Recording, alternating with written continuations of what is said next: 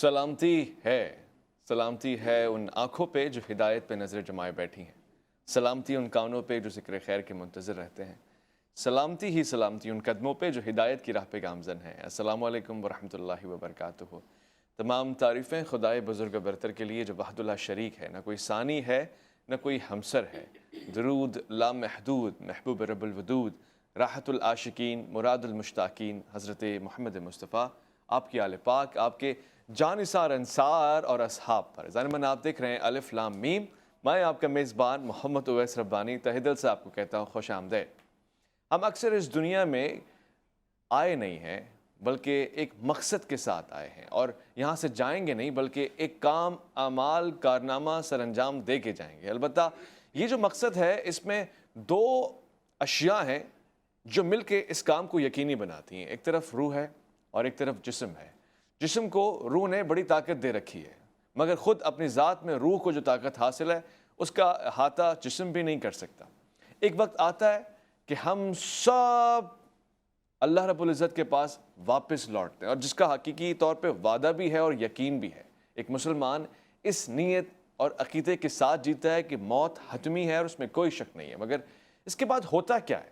جب آپ قبر میں چلے جاتے ہیں تو اس کے بعد، یا پھر اس وقت جب آپ کے جسم سے روح نکال لی جاتی ہے، یا عین اسی وقت کہ جب روح نکل رہی ہوتی ہے، ہوتا کیا ہے؟ یہ روح جاتی کہاں ہے؟ جسم تو لاکھوں بلکہ سبھی لوگ مٹی کے نیچے چلے جاتے ہیں۔ روح کا آخر سفر کس طرف ہوتا ہے، اور اس سفر کے بعد منزل کیا ہوتی ہے؟ کیا روح کے اوپر ہی عذاب آتا ہے؟ کیا روح ہی جنت اور دوزخ کے معاملے میں گھیری جاتی ہے، یا پھر یہ جسم ہے جس کو قبر میں جانے کے بعد سخت عذاب سے دوچار ہونا پڑتا ہے؟ کیونکہ سنتے ہیں کہ جنت یا جہنم کی کھڑکی بھی کھل جاتی ہے۔ وہ کھڑکی آخر کیسی ہوتی ہے؟ میں آج اس موضوع کو لیے بیٹھا ہوں جس میں بہت کچھ سمجھ سکتا ہے اور بہت کچھ سما ہوا ہے، برزخ کے سفر سے لے کر قبر تک، اور قبر سے پیچھے آئیں تو انسان کی روح کے نکلنے کا وہ عالم جسے ہم نزع کا عالم کہتے ہیں۔ سب کچھ آج سوال کا حصہ ہے۔ میں آج کے پروگرام میں خوش آمدید کہنا چاہتا ہوں۔ عالم دین ہے، نوجوان، اور ساتھ ساتھ یہ کہ علم روحانیات سے کافی زیادہ گہرا لگاؤ رکھتے ہیں۔ بہت سارے لوگ آپ سے عملیات میں مدد بھی لیتے ہیں، اور اس سے زیادہ خوشی کی بات یہ ہے کہ آپ کو اس موضوع کے اوپر بڑی دسترس حاصل ہے۔ مفتی غیور احمد صاحب، السلام علیکم ورحمۃ اللہ۔ وعلیکم السلام ورحمۃ اللہ۔ کیسے مزاج؟ الحمدللہ سبحان اللہ۔ ہم جب پیدا ہوتے ہیں تو ہم میں روح پھونکی جاتی ہے، یا پھر روح خود بخود ڈیولپ ہوتی ہے؟ جیسے کہ وہ دکھاتے ہیں کہ ایمبریو ہے، بچہ پیٹ میں ڈیولپ ہو رہا ہے۔ یہ شروع کہاں سے ہوتا ہے جسم اور روح کے بندھن کا رشتہ؟ بہت شکریہ اویس بھائی، آپ نے اس موضوع پر کچھ کہنے کا موقع عنایت فرمایا۔ اور جہاں تک بات ہے روح کی، تو اس حوالے سے یہودیوں کا ایک قافلہ جا رہا تھا، اور آپ صلی اللہ علیہ وسلم کا ایک سفر تھا۔ درمیان میں ان لوگوں نے پوچھا آپ صلی اللہ علیہ وسلم سے کہ یہ روح کیا ہے؟ تو اللہ کے نبی علیہ الصلوۃ والسلام خاموش ہو گئے۔ تو حضرت ابو ہریرہ رضی اللہ تعالیٰ عنہ تشویش میں مبتلا ہوئے کہ بھائی یہ سوال انہوں نے کیوں کیا؟ تو اللہ کے نبی علیہ الصلوۃ والسلام پہ وحی نازل ہوئی کہ وَيَسْأَلُونَكَ عَنِ الرُّوحِ، یہ آپ سے سوال کرتے ہیں روح کے بارے میں۔ قُلِ الرُّوحُ مِنْ أَمْرِ رَبِّي، ان کو بتا دیجئے کہ جو روح ہے وہ صرف اللہ کا حکم ہے۔ اب اس کی تفصیلات میں جانا، اس کو کھریدنا، یہ جو ہے کسی انسانی بس میں ہے ہی نہیں۔ لیکن چونکہ ایک انسان ہے اور آہستہ آہستہ ترقی کرتا ہے اور اس کے ایک عروج تک پہنچتا ہے، تو اس میں علماء اکرام کے دو طبقات بن گئے۔ ایک طبقہ وہ ہے کہ جو بالکل یہ کہتا ہے کہ روح سے متعلق ہم سے گفتگو ہی نہ کرو، اور دوسرے حضرات وہ ہیں جنہوں نے روح سے متعلق کتابیں لکھی ہیں، کتاب الروح ہے، اور اس طریقے سے مختلف قسم کی چیزیں ہمارے سامنے آتی ہیں۔ اب جہاں تک رہا آپ کا سوال کہ روح انسانی جسم میں کیسے آتی ہے اور کب آتی ہے، تو سب سے پہلے تو انسان کی تخلیق ہوتی ہے، اور انسان کی تخلیق کا جو ایک پروسیس ہے وہ 40 دن کے ساتھ متعین کر دیا گیا کہ پہلے 40 دن میں نطفہ ٹھہرے گا، پھر 40 دن میں جو ہے وہ گوشت بنے گا، پھر اعضاء بنیں گے۔ اس کے بعد جو اگلے 40 دن ہیں، جو 120واں دن کہلاتا ہے، اس دن آ کر روح اس کے اندر پھونکی جاتی ہے۔ اور جیسا کہ روایات میں آتا ہے کہ اس کو لکھ دیا جاتا ہے کہ بھائی یہ بدبخت ہے، شقی ہے، خوشبخت ہے، مطلب اس کی ایک قسمت کا جو ایک ہوتا ہے وہ روح کے ساتھ اس کے ساتھ معلق کر دیا جاتا ہے کہ یہ سب اس کے ساتھ ہوگا۔ تو پتہ لگا کہ پہلے جسم بن رہی ہے، پھر روح آ رہی ہے۔ روح کہیں اور سے آ رہی ہے، جسم ماں کے پیٹ سے بن رہا ہے، روح کا تو تعلق اوپر سے ہے کیونکہ امری ربی، وہ اللہ کے حکم سے آتی ہے۔ صحیح. جب وہ اللہ کے حکم سے آ گئی تو اب اس کا ایسا تعلق ہو گیا جو کبھی بھی ختم نہیں ہوتا، ایون کہ مرنے کے بعد بھی یہ تعلق ختم نہیں ہوتا. مرنے کے بعد بھی جی وہ تو الوداع کہہ دیتی ہے، رخصت لے لیتی ہے، جسم سے ودا نہیں ہو جاتی ہے. بالکل ایسا ہی ہے، اور اس میں بہت سارے لوگوں کو کنفیوژن بھی ہے، لیکن آج کل جو ہے وہ اویس بھائی اس بات کو سمجھنا کوئی مشکل بات نہیں ہے.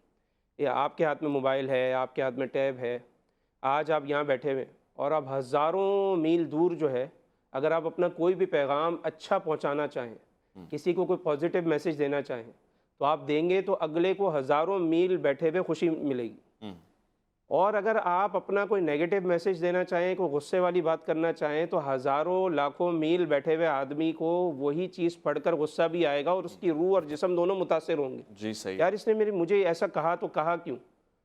اسی طریقے سے پرانے زمانے میں تو شاید لوگ اس شکوک و شبہات کا شکار ہوتے تھے. آج کل تو اس دور میں اس شک میں پڑھنے والے کی عقل پہ حیرانگی ہوتی ہے کہ وہ کیسے اس چیز کا انکار کر سکتا ہے.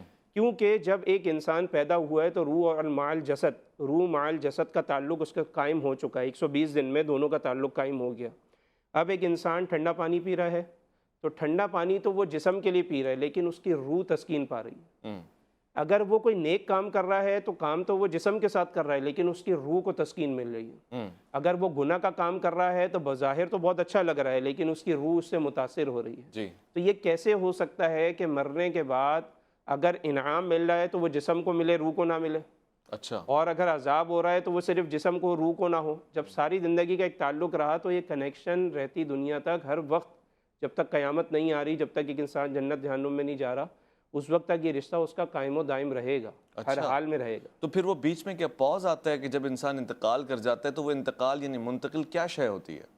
منتقلی بہت اچھا سوال ہے کہ اس میں لفظ ہی ہم یہ یوز کرتے ہیں انتقال. انتقال کا مطلب یہ ہے کہ انسان کا ایک جہان سے دوسرے جہان میں منتقل ہو جانا.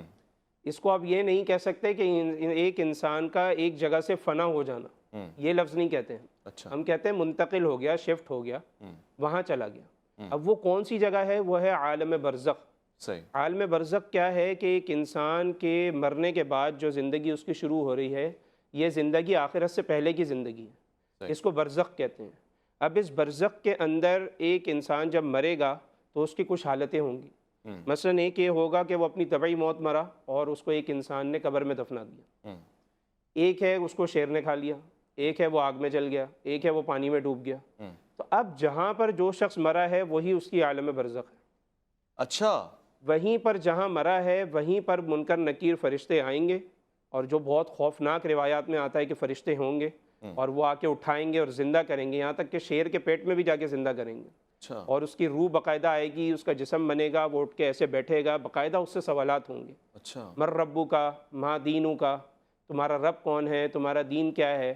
اور نبی اکرم صلی اللہ علیہ وسلم کی زیارت کروائی جائے گی اور فرمایا جائے گا کہ اس شخص کے بارے میں آپ کا کیا خیال ہے. اچھا. اب جو شخص سنت کا متبع سنت ہے، جو شخص نمازی ہے، جو شخص شریعت پر چلنے کی کوشش کرتا ہے، وہ شخص فوراً جواب دے دے گا. اب اس میں ایک بڑا لطیف سا نقطہ ہے. میں ایک سوال بھی پوچھ لوں ساتھ ساتھ. یہ عقل کہہ رہی ہے کہ جب ہم نے رسالت مآب صلی اللہ علیہ وآلہ وسلم کو دیکھا نہیں ان گناہگار آنکھوں سے، تو دیکھنے کے بعد ہم اس وقت کیسے پہچانیں گے؟ حتمی طور سے کوئی رائے، کوئی حل؟ بہت اچھی بات ہے. اور دیکھیں ہم قیاس کے سارے زاویے دنیا میں چھوڑ کر جا رہے ہیں. وہ عالم برزخ ہے، وہاں کا نظام ہی الگ ہے. اچھا. وہاں عقل کا نظام جی نہیں؟ عقل کا نظام نہیں ہے. اسی میں ایک آپ کی فکر سے ایک بات میں جو لطیف نقطہ بیان کر رہا تھا وہ یہی تھا کہ حضرت علامہ انور شاہ کشمیری رحمۃ اللہ علیہ نے فرمایا کہ وہ زیارت کیسے ہوگی. جی. کیا نبی اکرم صلی اللہ علیہ وسلم کو لایا جائے گا یا ان کو وہاں لے کر جایا جائے گا؟ بھائی دونوں ہی، آپ صلی اللہ علیہ وسلم بھی اپنی قبر اطہر میں ہیں، جی. یہ ادھر ہے، تو کیا ہوگا؟ کہا کہ وہ عالم دنیا نہیں ہے، وہ عالم برزخ ہے. تو ہوگا یہ کہ اس قبر والے کی، نبی اکرم صلی اللہ علیہ وسلم کی جو قبر مبارک ہے وہاں سے فاصلے ختم ہو جائیں گے، زمین سمٹ جائے گی. اچھا. اور نبی اکرم صلی اللہ علیہ وسلم جو اپنے قبر اطہر میں آرام فرما رہے ہیں وہاں پہ اشارہ کر کے پوچھا جائے گا یہ جو آرام فرما رہے ہیں حضرت، ان کے بارے میں آپ کا کیا خیال ہے، یہ کون ہے؟ تو اللہ رب العزت کی طرف سے ودیعت ہوگی، جو نیک آدمی ہوگا وہ کہہ دے گا یہ ہمارے نبی ہیں. تو فرشتے پوچھیں گے کہ جواب تمہیں کس نے بتایا؟ تو کہا یہ ہمارے اللہ نے بتایا، کیونکہ انہوں نے ہی کہا تھا کہ ان کی شریعت کو فالو کرو تاکہ تمہیں دنیا اور آخرت کی کامیابی مل سکے. ٹھیک ہے. یہ اچھے جوابات بھی ہیں اور اس سے مجھے اطمینان بھی ہو رہا ہے. البتہ دو ہی رائے ہیں. اس طرح کے جوابات میں بھی اور ویسے بھی، یا تو یہ بہت ہی کوئی ڈیجیٹل ورچوئل باتیں جن کو ہم ابھی نہیں سمجھ سکتے، مگر تھوڑا تھوڑا اس دور کے ہونے سے ہمیں فائدہ ہو رہا ہے کہ ہاں پاسبلٹیز نظر آتی ہیں، سب کچھ ایسے سمٹ جائے گا، پھر اس کے بعد جس اسپاٹ پہ ڈیتھ ہوئی ہوگی اسی اسپاٹ سے کنیکٹ کیا جائے گا آپ کو عالم برزخ میں، پھر شاید وہیں سے عالم محشر میں. یا تو یہ بہت عقلی بات ہے جس کو عقل نہیں سمجھ سکتی، یا پھر یہ اتنی کم عقل بات ہے کہ جس کو ہم جیسے گناہ گار ہی نہیں سمجھ پا رہے، یا پھر ہمارے اندر عقل ہے نہیں. لوٹ کر آئیں گے الف لام میم میں، آپ کا انتظار ہے.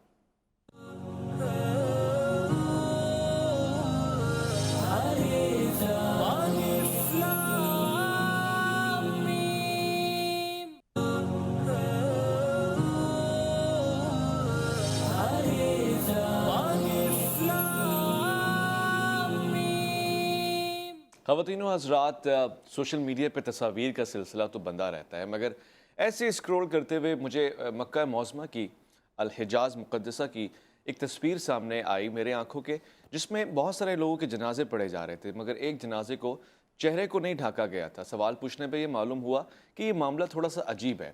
یہاں پر سب لوگوں کے جنازے مختلف ہیں، مگر یہ جو زائر کا جنازہ ہے اس کا احترام الگ ہے. وہ کیوں ہے، اس کی وجوہات کیا ہیں، اور وہ سارے سوالات جو آپ نے بھیجے ہیں ان کے جوابات کیا ہیں، میں پوچھوں گا. مفتی غیور صاحب تشریف فرمائیں. مفتی صاحب، پہلے تو وہ حجاز مقدسہ کا واقعہ کیا ہے کہ ان کے چہرے کے اوپر یعنی ڈھاکا نہیں گیا جنازے کو؟ عام طور سے آپ نے دیکھا کفن میں پورا پیک کیا جاتا ہے، مگر چہرہ کھلا چھوڑا گیا، اس کی کوئی خاص وجہ؟ میری نظر سے تو یہ معاملہ نہیں گزرا. البتہ اتنا ضرور ہے کہ جب دفنا دیا جاتا ہے اس کے بعد تو باقاعدہ طور پہ چہرے کو کھول ہی دیا جاتا ہے. تو پہلے تو جب ظاہر ہے کہ لے کر جا رہے ہوتے ہیں اس میں یہ ہوتا ہے، اگر کوئی واقعے کی کچھ تفصیلات ہوں یا نیچے کچھ ایسا لکھا ہوا ہو، ورنہ تو یہ کوئی ایسا خاص واقعہ نہیں ہے. ہوتا یہی ہے کہ جب آپ تدفین کر رہے ہوتے ہیں، دفنا رہے ہوتے ہیں، تو اس وقت پھر آخر میں چہرے کو کھول دیا جاتا ہے، اور یہ جو پاؤں پہ رسی بندی ہوتی ہے اس کو بھی کھول دیا جاتا ہے، اور مردے کو لٹا کر تھوڑا سا کرب کر کے اس طرف قبلہ رخ کر کے دفنا دیا جاتا ہے. کہتے ہیں جب روح نکلتی ہے تو وہ پاؤں کے ناخن سے نکلتی ہے، یا وہ جو نزع کا عالم ہوتا ہے اس وقت روح جسم سے الگ ہو رہی ہوتی ہے؟ جی، اس کے حوالے سے بھی کتابوں کے اندر یہی بات لکھی ہوئی ہے، اور اس میں یہی بتلایا گیا کہ ایک روح جو ہے وہ ایک انسان کی ناخن سے نکلنا شروع ہوتی ہے تاکہ اس کو ایک چیز کا احساس ہو کہ اس نے کتنی لمبی زندگی گزاری اور کیا کیا اس نے ساری چیزیں کیں، وہ اپنے پروسیس کے بارے میں سوچے. اسی لیے صوفیہ کا جب موت کا مراقبہ موت کروایا جاتا ہے تصوف میں، تو اس میں بتایا جاتا ہے کہ میری روح ناخن سے نکل رہی ہے اور میری روح پاؤں تک آ گئی ہے، اب میرے پاؤں بے جان ہو گئے ہیں، اب میری روح پنڈلیوں تک آ گئی ہے، اب میری روح جو ہے یہاں تک رانوں تک آ گئی ہے، اب میرا نیچے والا دھڑ جو ہے وہ کام کرنا چھوڑ گیا ہے، یہی ٹانگیں تھیں جس سے میں گناہوں کی طرف جایا کرتا تھا، یہی ٹانگیں تھیں جس سے میں جو ہے وہ لوگوں کو للکارا کرتا تھا اور ان کی طرف بھاگا کرتا تھا، ٹھیک ہے، سبق ہے. ناجائز طرف جایا کرتا تھا. تو بتانے کا مطلب یہ ہے کہ اس چیز کا دنیا میں بھی ہمیں احساس کرنا چاہیے کہ وہ آخری وقت کیسا ہوگا ٹھیک ہے. اور نزا کا عالم کیسا ہوگا. جب ہم قبر میں جاتے ہیں، ظاہر ہے سب کو جانا ہے، تو کیا یہ سچ ہے کہ قبر میں ایک کھڑکی کھلتی ہے؟ اگر وہ اس کے اعمال اچھے ہیں تو وہ جنت کی کھڑکی ہوتی ہے، اور اگر وہ جہنمی ہوتا ہے تو اس کے لیے جہنم کی کھڑکیاں کھولتی جاتی ہیں؟ بالکل ایسا ہی ہے، جیسا کہ نبی اکرم صلی اللہ علیہ وسلم نے ارشاد فرمایا کہ جب ایک انسان مر جاتا ہے اور جب وہ قبر میں جاتا ہے تو اگر تو وہ شخص نیک ہوتا ہے تو باقاعدہ قبر کہتی ہے کہ تیرا آنا بہت مبارک ہو، جتنے بھی لوگ دنیا میں چلا کرتے تھے اس زمین کے اوپر اس میں سے تو مجھے بہت محبوب تھا، اب تو میرے پاس آیا ہے تو میرا رویہ اپنے ساتھ دیکھے گا، اچھا. اور اپنا میرا ایک اچھا جو ایک عادت ہے یا جو میری اچھی روایت ہے اس کو تو میرے ساتھ دیکھے گا. اچھا. اس کے بعد روایات میں آتا ہے کہ اس کی قبر جو ہے وہ کشادہ ہو جاتی ہے، اور فرشتے اس کے لیے باقاعدہ طور پر تکیے کا انتظام کرتے ہیں اور کھڑکی کو کھول دیا جاتا ہے، اچھا. اور جنت کی طرف سے ہوائیں اس تک آنا شروع ہو جاتی ہیں، اچھا. اور اس کو کہہ دیا جاتا ہے کہ تو ایسے آرام کر جیسا کہ ایک شادی شدہ جوڑا ایک پہلی رات کو جس طرح اس کا ایک اہتمام ہوتا ہے اس طریقے سے آپ کے لیے اہتمام کر دیا گیا ہے، لہذا آپ آرام کریں. اور اس کی نگاہ جو ہے، شادی شدہ جوڑا پہلی رات کو آرام کرتا ہے، ایک بات ہے اس میں یعنی بتانے کا مطلب یہ ہے کہ جس طرح ان کے لیے ایک انتظامات کیے جاتے ہیں، ریسیپشن اچھا دیا جس جاتا طرح ریسیپشن اچھا کیا جاتا ہے تو اس کو بتایا جاتا ہے کہ یہ آپ کے لیے انتظامات ہم نے کر دی ہیں، لہٰذا آپ جو ہے وہ اس طریقے سے یہاں پر آرام کر سکتے ہیں، استراحت فرما سکتے ہیں. باقی رہی یہ بات کہ جو برا ہے اس کا بھی یہی انجام ہوگا اچھا. کہ جب وہ قبر کے اندر جائے گا تو اس کو باقاعدہ طور پہ یہ کہا جائے گا کہ اب تو یہاں آیا ہے، جو بھی لوگ زمین کے اوپر چلا کرتے تھے تو مجھے سب سے زیادہ ناپسندیدہ تھا، اچھا، اب تو آیا ہے تو میرا اپنے ساتھ تو سلوک دیکھے گا۔ پھر روایات میں آتا ہے کہ اس کی قبر باقاعدہ طور پہ ایسے اس کے لیے مل جاتی ہے، یہاں تک کہ اس کی جو پسلیاں ہیں وہ ایک دوسرے کے اندر خلط ملط ہو جاتی ہیں، یعنی یہ تکلیف کا انجام ہوتا ہے۔ اور جہنم کی طرف سے کھڑکی کھول دی جاتی ہے جہاں سے جہنم کی گرم ہوائیں اور وہاں کے اچھا، احساسات اور جذبات اس کو ملتے ہیں۔ اب اس میں یہ بات جاننا ضروری ہے ویس بھائی کہ نیک لوگوں کی روح کہاں چلے گئی جی، اور برے لوگوں کی روح کہاں چلے گئی؟ جی، تو اس میں قرآن مجید اس میں مینشن کر کے ہمیں بتلاتا ہے کہ ان الابرار لفی علیین، کہ رفیع جو العلین، ابرار جو ہیں، جو نیک لوگ ہیں، ان کی روح چلے گئی ہے علیین میں۔ علیین آپ کو پتہ ہے علو سے، علو مانے بلندی۔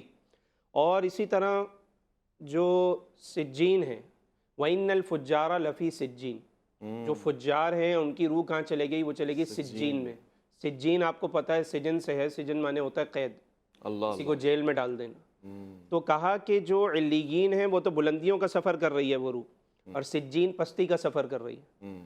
اور جو علیین کی جو روح ہے، جو نیک آدمی کی روح ہے، اس کے مقامات بتدریج ہیں، جس طرح وہ نیک ہوگا، بعض میں فرمایا کہ جی وہ آسمان پہ ہوگا پہلے میں، وہ تیسرے پہ ہوگا، کسی نے کہا وہ سدرۃ المنتہا کے ساتھ ایک مقام ہے، وہاں پر علیین کے مقام پہ ہوگا۔ شہداء کی روح کے بارے میں آیا کہ ان کی جو روح ہے وہ جو پرندے ہوتے ہیں جنت کے، ان کے پوٹوں میں ڈال دی جاتی ہے اور وہ جنت میں جہاں چاہتے ہیں اڑتے گھومتے ہیں۔ اچھا، تو یہ مختلف درجات ہیں نیک آدمی کی۔ ٹھیک ہے، یہ برزخ کا جو معاملہ ہے، برزخ کا جو معاملہ ہے، بالکل بالکل اسی طرح، کیونکہ اصل جنت کا فیصلہ تو آخرت میں ہوگا۔ تو وہ یہ نقل جنت میں بھیجا جا رہا ہے؟ نقل نہیں ہے، یہ برزخ کا مقام ہے، اس میں ٹیسٹ دیا جائے گا، اس میں جنت کا ٹیسٹ تو آئے گا، اچھا، اس میں جنت کے معاملات تو ہوں گے، جیسا کہ اچھا، بترایا بعض صحابہ نے کہا کہ وہ سدرۃ المنتہا کے ساتھ کا ایک مقام ہے، لیکن جو انسان جس حساب سے نیک ہوگا اس کے بتدریج جس طرح مقامات ہوں گے۔ یعنی یہ ٹیسٹ ڈرائیو ہے، جی، ابھی پوری گاڑی آپ کے ہاتھ میں نہیں آئی، برزخ کے سفر کا، مزے آپ کے شروع ہو چکے ہیں، اور وہ آپ جو کا آرام شروع ہو چکا ہے۔ سجین والے ہیں، سجین والے ہیں وہ ان کی ساتوں ٹیسٹ ڈرائیو سمندروں کیسے کے ہوگی؟ نیچے چلے گئے ہیں۔ نیچے تو سارے جا رہے ہیں، قبر ہے نا؟ قبر ہے، لیکن ایک ایسا مقام ہے، ایک ایسا جہان ہے جو میرے اور آپ کی عقل سے بالکل ماورا ہے، وہ پستی کے اندر جا رہا ہے، وہ سجین ہے، وہ قید خانے کے اندر ہے، اچھا، جس کو اللہ تعالیٰ نے قرآن مجید میں فرمایا نا کہ فلما القوا یعنی دعوا مقرنین ہنالک دعوا ثبورا، یعنی اس طرح قرآن مجید کی ایک آیت آتی ہے جس میں یہ فرمایا کہ ان کو جب ڈالا جائے گا جہنم کے اندر، سجین کے اندر، تو وہ اتنا تنگ مقام ہوگا کہ وہ باقاعدہ موت کو یاد کریں گے کہ ہائے کاش ہمیں موت کیوں نہیں آ جاتی، اس سے اچھا یہ تھا کہ ہمیں کہیں اور رکھا جاتا تاکہ ہمارے ساتھ بھی کچھ نہ کچھ ایسا ہوتا جو ہم برداشت تو کر سکتے، لیکن ہمیں ایک ایسی جگہ پہ بھیج دیا گیا جہاں پر ہمیں یعنی سکون ہی نہیں مل رہا، اور ہر طریقے سے بے چینی ہے، ہر طریقے سے یہ معاملات ہیں مجرمین کے ساتھ۔ اب مجرمین بھی بتدریج کس طریقے سے ان کا معاملہ ہوگا، وہ سجین کے معاملات میں وہ بھی نیچے سے نیچے چلے جائیں گے، جس کو قرآن مجید نے بھی کہا ثم رددناہ اسفل سافلین، کہ بہت سارے ایسے بھی ہوں گے جو بالکل اسفل سافلین ہوں گے، سب سے نچلے مقام پر ہوں گے۔ لیکن یہ تو خلقت انسانی کی طرف اشارہ نہیں ہے جی، کہ جب ہم نے اس کو خلق کیا تو وہ ایسا تھا، اس کے بعد اس کو ہم سافلین میں لے جاتے ہیں۔ میں اس لیے بھی پوچھ رہا ہوں، ایک وفے پہ جانا چاہتا ہوں کیونکہ ہیں تو سارے مٹی کے نیچے، اب نیچے والے میں کون سا فلور ہے، اس سے کیا فرق پڑتا ہے؟ نہ کوئی دھوبی کو آنا ہے، نہ سبزی والے کو آنا ہے، نہ اس کو نکل کے باہر جانا ہے۔ ایک لوٹ کر آئیں گے، ایک سوال ہے، بہت دلچسپ گفتگو ہو رہی ہے اور میں ظاہر ہے اپنی ناقلی کا اظہار بھی کر رہا ہوں، اور یہ میرا طریقہ بھی ہے سیکھنے اور سکھانے کا۔ الف لام میم میں آپ کا انتظار ہے۔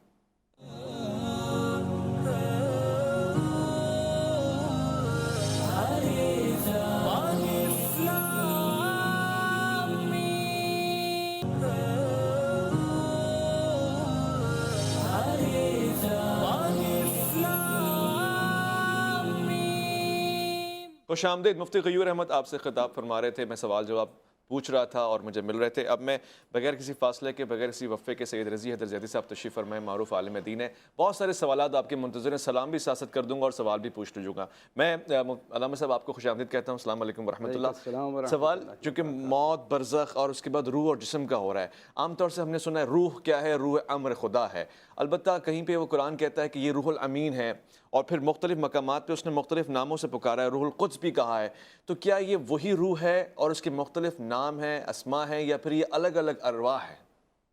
اعوذ باللہ من الشیطان اللعین الرجیم، بسم اللہ الرحمن الرحیم۔ یقیناً قرآن میں جا بجا اس روح کا ذکر بھی ہے، اور جیسا کہ ابھی آپ نے اپنے سوال میں روح الامین اور روح القدس اور ایک عام روح کے حوالے سے آپ نے سوال کیا، واضح قرآن میں روح کے بارے میں پیغمبر کو مخاطب قرار دے کے صلی اللہ علیہ وآلہ وسلم کے ارشاد فرمایا پروردگار عالم نے یسألونک عن الروح قل الروح من امر ربی، اے پیغمبر یہ آپ سے روح کے بارے میں سوال کریں گے، کہہ دیجئے کہ روح امر رب ہے۔ یقیناً یہ لوگوں کا سوال جو تھا یہ جس روح کے بارے میں تھا وہ روح عام جسے ہم ہر ایک فرد کے اعتبار سے پہچانتے ہیں کہ فلاں آدمی کی روح قبض کر لی گئی، فلاں آدمی کی روح قبض ہو گئی۔ یہ جو روح کا ایک تصور ہمارے پاس ہے، یقیناً وہ یہ تصور اس زمانے میں بھی لوگوں کے ذہنوں میں تھا، اور جب روح کی بات آئی تو لوگوں نے اسی روح کے حوالے سے یہ سوال کیا، اور یہی پروردگار عالم نے کہا کہ اے پیغمبر اس سے کہہ دیجئے، کیونکہ آج عموماً آپ دیکھتے ہیں کہ اس جدید دور میں ڈرامے اور فلم میڈیا کے ذریعے ایک روح کا خاص تصور دے دیا جاتا ہے، باڈی سے کوئی ایک چیز جو ہے وہ برآمد ہو رہی ہے اور وہ اوپر کی جانب، آسمان کی جانب۔ اب وہ بچپن سے جب ایک انسان یہ دیکھتا ہے تو اس کے ذہن میں وہ ایک تصور جو ہے وہ بن جاتا ہے، اور وہی سمجھتا ہے کہ ایسے ہی وجود ہے جو نکل کے اس وجود سے جا رہا ہے۔ اچھا، جبکہ ایسا نہیں ہے، جبکہ ایسے نہیں، قرآن یہ کہہ رہا ہے، یہ تم سے روح کے بارے میں سوال کریں گے، قل الروح من امر ربی، روح امر رب ہے۔ امر رب کے بارے میں جب کہتے ہیں تو امر رب کیا ہے، تو امر رب جو ہے وہ ایک مجرد وجود ہے۔ اچھا، یہ مادی وجود نہیں ہے، اس کا کوئی مادی وجود نہیں ہے، بلکہ یہ وجود مجرد ہے، ماورائے مادہ ہے، مادے سے جدا ہے، یہ امر رب ہے۔ اچھا، اس کی عموماً میں اگر مثال دوں آپ کو، یہ بہت اگلا یہ بڑا انٹرسٹنگ موضوع ہے، مگر یہ آپ کا ایک پروگرام نہیں، کئی پروگرام اس کے لیے بہت قلیل ہیں، اور اس کے لیے وقت بھی چاہیے ہوگا جس پہ آپ آ جائیں۔ یقیناً میرے آنے سے قبل جو ہے اس سے اندازہ بھی ہوا ہوگا، اور قبل بھی جانتے ہیں کہ یہ موضوع بڑا ایک وسیع موضوع ہے۔ یہ روح کا جو ایک کانسیپٹ ہمارے پاس ہے، ایک امر وجود جو یعنی مجرد کا، یہ لوگوں کو سمجھانا بڑا مشکل ہے۔ اس وقت ہمارے سامعین میں یقیناً پڑھے لکھے بھی بہت بہتر رکھنے والے بھی نہیں، ایک عام آدمی بھی جب ایک سنتا ہے تو اس کے ذہن ان اصطلاحات کو نہیں سمجھ پاتا، اس کے لیے مشکل ہوتی ہے، لہذا کوشش یہ کرتے ہیں کہ اس سے سادہ الفاظ میں۔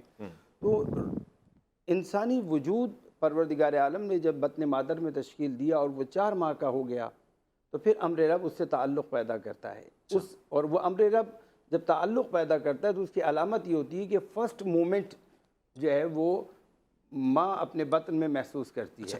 4 ماہ 120 دن جو ہے اس میں روح داخل ہوتی ہے، نہیں، وہ اس کا مادی وجود تشکیل پاتا ہے، جب وہ کمپلیٹ ہو جاتا ہے وہاں سے امر رب 4 ماہ کا جب وہ بدن کمپلیٹ ہو جاتا ہے تو امر رب اس سے تعلق پیدا کرتا ہے، اور وہاں سے اس وجود کی حرکت شروع ہوتی ہے۔ یعنی اصل میں یہ انسانی عمر کے اندر بطن مادر کے 5 ماہ بھی شامل ہونے چاہیے، کیونکہ وہاں سے وہ شروع ہوا ہے، وہاں سے اس میں حرکت پیدا ہوئی ہے۔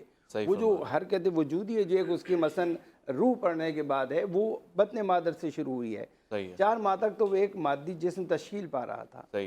اب امر رب وہاں سے تعلق، یہ امر رب کیا ہے، اس کے عموماً سمجھانے کے لیے جو مثال دیتے ہیں کہ جیسے ریلوے کا ایک وزیر ہے یا کوئی، وہ کہتا ہے جی ایک ٹرین چلائی جائے، مثلا شالیمار ایک ٹرین چلائی جائے، اب اس کی مزاق 4 ٹرینیں ہوتی ہیں، ایک لاہور سے حرکت کر رہی ہوتی ہے، ایک یہاں کراچی سے حرکت کر رہی ہوتی ہے انہی ٹائمنگ میں، صبح 7 بجے وہاں سے، ایک یہاں سے۔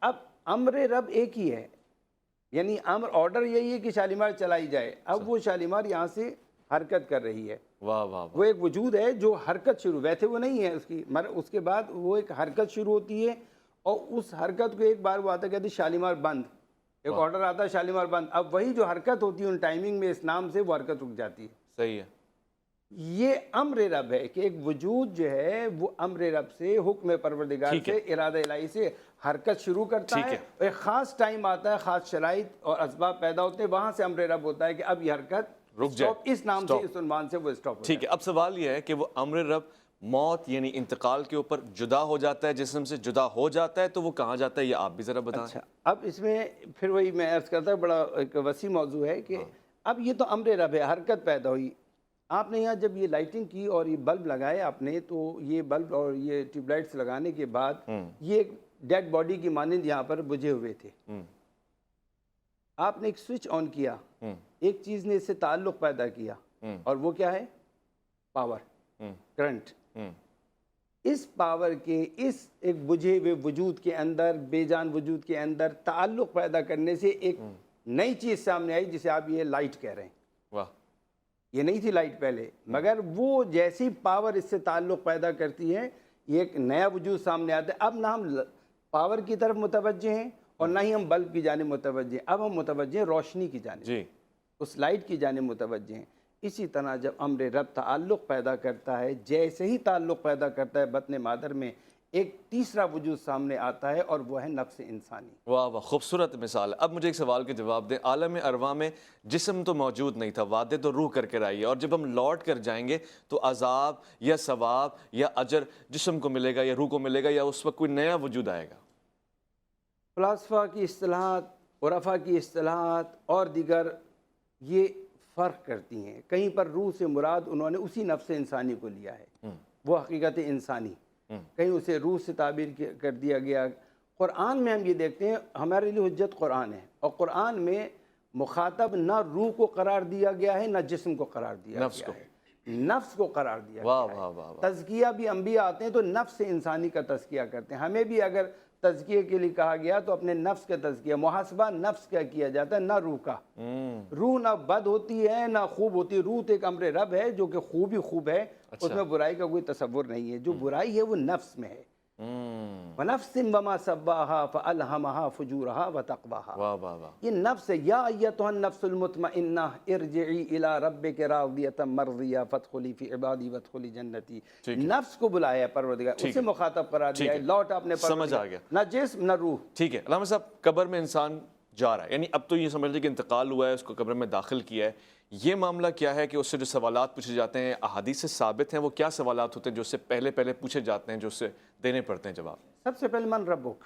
صحیح ہے۔ ہم جب ایک میت کی تدفین کرتے ہیں تو باقاعدہ آپ نے اگر مشاہدہ کیا ہو کہ اس کے دونوں شانوں پر ہاتھ رکھ کے قبر میں ایک شخص بیٹھتا ہے، اچھا، تلقین جب اسے سناتے ہیں تو اس میں جب اس کا نام لیا جاتا ہے اسمع افہم اسمع افہم، تو اسے جھنجھوڑا جاتا ہے، اور اس کے بعد وہ تمام سوالات جو اس سے کیے جانے ہیں ان کے جوابات اسے وہاں پہ تلقین کیے جاتے پہلا ہیں۔ رب کے حوالے سے ہو گیا، جی، پہلے رب کے حوالے سے، پیغمبر کے حوالے سے، دین کے حوالے سے، کتاب کے حوالے سے، یہ تمام سوالات، امام کے حوالے سے، یہ تمام سوالات اس سے کہے جاتے ہیں۔ پھر اس کے بعد اسے تلقین کی جاتی ہے کہ یہ قبر حق ہے، برزخ حق ہے، فرشتوں کا آنا منکر، یہ منکر و نکیر کا آنا۔ یہ میں پوچھ رہا ہوں سوال، امام کون سے امام؟ کیونکہ اگر کہیں کہ امام تو پھر بہت سارے ہو سکتے ہیں، مثال کے طور پہ پیش امام کے حوالے سے پوچھیں گے، اور یہ واقعی حدیث سے ثابت ہے؟ نہیں، امام سے مراد یہ نہیں، امام وہی ہے جس کے پروردگار عالم نے قرآن میں بھی جس کی جانب اشارہ کیا ہے، یوم ندعو کل اناس بامامہم، جیسے روز محشر کہا کہ اس دن ہر شخص اپنے امام کے ساتھ وہ جو ہے وہ پکارا جائے گا، تو اب اس سے یہی پوچھا جائے گا تیرا امام کون؟ ٹھیک ہے، مجھے آپ نے تو بتایا نہیں، ہمیں چھپا کے رکھا، اپنے امام کے حوالے سے سوال پوچھا جائے گا۔ اہل سنت والجماعت کی کتاب میں ایسی کوئی بات نہیں ہے، علامہ صاحب کا اپنا اوپینین ہوگا۔ وَكُلَّ شَيْءٍ أَحْصَيْنَاهُ فِي إِمَامٍ مُبِينٍ، وہ تو اس طرف بھی اشارہ دے رہے ہیں۔ ائمہ کفار کے بھی ہیں اور مسلمانوں کے بھی ہیں، اور اس میں جو ہے وہ بتدریج جو ہے یعنی معاملہ چل رہا ہے، یعنی اگر یہ آیت کفار کے بارے میں ہے تو ظاہر ہے کہ قرآن مجید کی مختلف آیات اس طرف اشارہ کرتی ہیں کہ اللہ تعالیٰ کہے گا کہ وہ اپنے بڑوں کو لے آؤ، جو تمہارے شافے بنے گھومتے تھے اور تمہیں جن سے امیدیں تھیں تو لاؤ ان کو، کہاں ہیں وہ؟ اس طرف اشارہ ہے کہ بھائی اگر آپ جس کی طرف جاؤ گے، جس کی پیروی کرو گے، جس کی اطاعت کرو گے، اس کا نتیجہ بالآخر آپ کو مل کر ہی رہے گا۔ ہم سورہ فاتحہ پڑھتے ہیں، صراط الذین انعمت علیہم، ہم اللہ تعالیٰ سے راہ ہدایت مانگ رہے ہیں۔ اب اللہ تعالیٰ ہمیں کس طرح متوجہ کر رہا ہے؟ اللہ تعالیٰ کہہ رہا ہے اگر سیدھے رستے پر چلنا ہے تو ان لوگوں کا رستہ مانگو، کون لوگ ہیں؟ جن پر میرا انعام ہوا ہے، انعمت علیہم، اہدنا الصراط المستقیم ہم کہہ رہے ہیں، تو ہمیں کہا جا رہا ہے کہ ان لوگوں کا رستہ مانگو کہ جن پہ میرا انعام ہوا ہے۔ کن پہ انعام ہوا ہے؟ اولئک الذین انعم اللہ، اللہ تعالیٰ کا انعام کن پہ ہوا ہے؟ من النبیین والصدیقین والشہداء والصالحین، ان چار لوگوں پہ اللہ تعالیٰ کا انعام ہوا ہے۔ ہمیں انہی لوگوں کا رستہ مانگنا ہے اور انہی لوگوں کے رستے کو فالو کرنا ہے، کیونکہ قرآن مجید نے کہہ دیا وَاتَّبِعْ سَبِيلَ مَنْ أَنَابَ إِلَيَّ، ان لوگوں کے طریقے کی اتباع کرو جن لوگوں نے مجھ سے رجوع کیا یا جو میری طرف ہیں، جو اللہ والے ہیں، غیر المغضوب علیہم، جو ضالین ہیں ان سے دور رہنا ہے، ان کے رستے سے برات کا اختیار کرنا۔ ائمہ ضالین بھی ہو سکتے ہیں اور مہتدین بھی ہو سکتے ہیں، صحیح ہے۔ جو جس کی پیروی کرے گا اس کے حساب سے اس کو کہا جائے گا یا اس کو قیامت والے دن کہا جائے گا بھائی بلا کے لے آؤ جن کو تم پکارا کرتے تھے، ٹھیک ہے، میں تم امیدیں لگاتے تھے۔ شکر گزار ہوں مفتی غیور احمد صاحب کا، میں انتہائی شکر گزار ہوں سید رضی حیدر زیدی صاحب کا۔ خواتین و حضرات، آپ کا بھی شکر گزار ہوں، آپ توجہ کے ساتھ اس حساس سنجیدہ گفتگو کو سماعت فرما رہے تھے. اگلے روز کے لیے اس پروگرام کو آگے بڑھاتے ہیں اس ارادے کے ساتھ کہ ابھی تو موت کا سفر زندگی میں کر لیں, کیونکہ منزل کا تعین ہو جائے گا تو اعمال بھی اچھے ہو جائیں گے, کیونکہ سفر تو آپ کو کرنا ہے. اگر آپ زیادہ سفر نہیں لے کے جائیں گے تو پھر صرف خالی ہاتھ جائیں گے. اپنا بہت خیال رکھیں گے, آپ اپنے سے بڑھ کے خیال رکھیں گے ملک پاکستان کا, اللہ کے فرمان کا. اللہ کی امان میں.